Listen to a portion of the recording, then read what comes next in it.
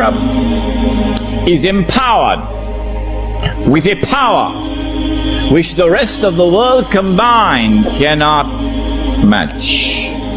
If you think this happened by accident, you should go and buy a house in Disneyland. Oh. And Europe uses that power to attack the rest of the world and colonize it. If you think that happened by accident, go and live in Disneyland.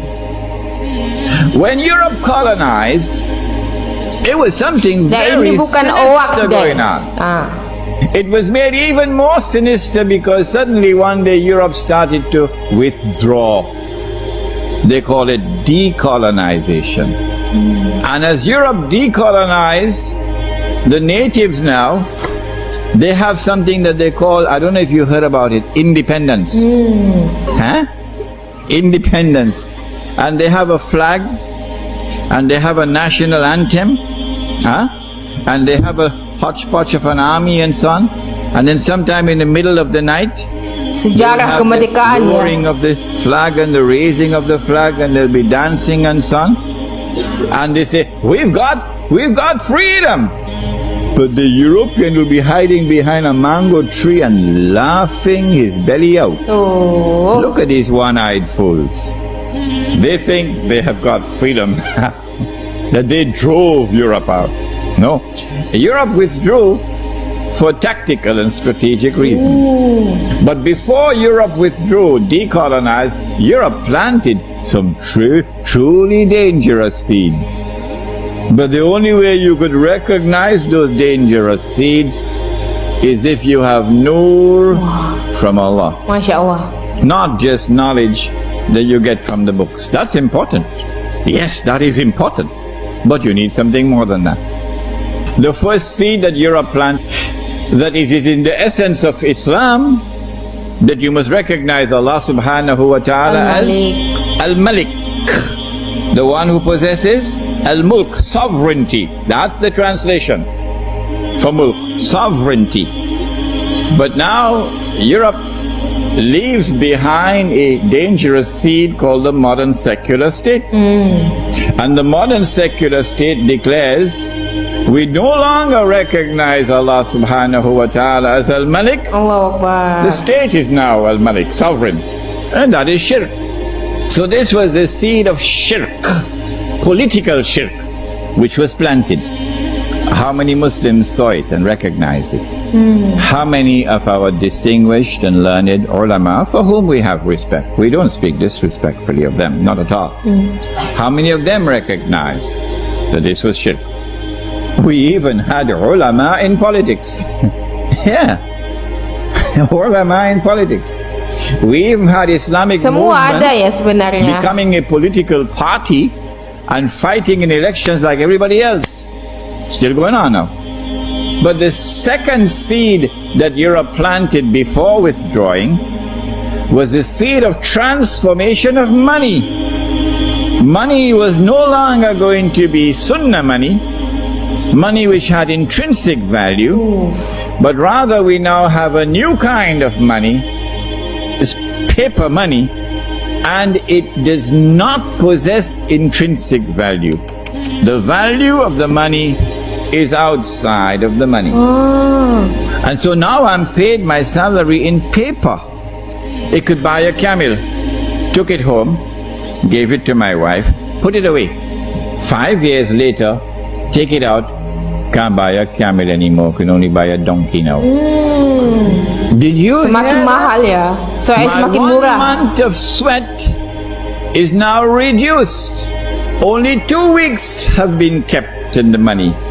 And 2 weeks of my sweat has disappeared. Is this permissible in Islam?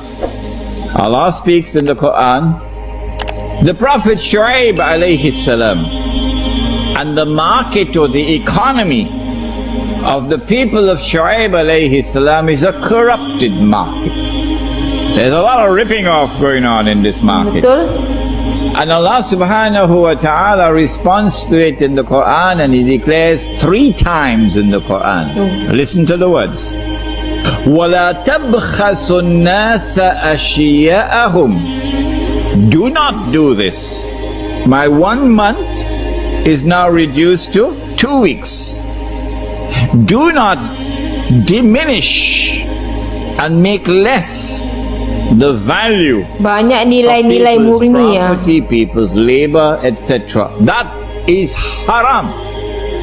And so this money, which is losing value, is by the definition of the Quran haram. But we were asleep. We were all asleep. And we didn't recognize that we were being taken for a ride. And then it would have become clear that my loss was somebody else's gain. Let me repeat that. When my money could no longer buy a camel, it could only buy a donkey. The value Semakin of my turun labor nilai had been ya. diminished by half. My loss was somebody else's gain. 5 years later, when I take it out, can't buy a donkey anymore. Can only buy a goat now. And so my 1 month has now been diminished to 1 week. If this keeps on going on, I'm going to be enslaved. A new slavery will come upon the world. If this keeps on going on like this, surely it was time for the Ummah of Muhammad alayhi salatu wasalam to stop fighting amongst themselves over popcorn. Masya Allah. Because that's what they're doing. Fighting over popcorn. While this massive betrayal of Islam is taking place, and we are blissfully ignorant of it. Allahu Akbar. That's the price we pay when we only have scholarship but no nur. 5 years later, when you take out that money, can't buy a goat anymore. You only buy chicken and chips. That's where Indonesia is now. That is where Indonesia is now, chicken and chips. Yes. And still we're fighting over popcorn. If you're 17 years of age tonight, son and daughter, this lecture is for you. They've been fighting over popcorn. While the slavery has come upon us. The Indonesian rupiah is now trading at about 10 to 11,000 rupiah to $1. When the Indonesian rupiah collapsed 3 years ago, dramatically, there was nothing wrong with the Indonesian economy. The International Monetary Fund of the World Bank just 2 or 3 months earlier had given a clean bill of health to the Indonesian economy. Wow. Nothing significant had changed in that economy.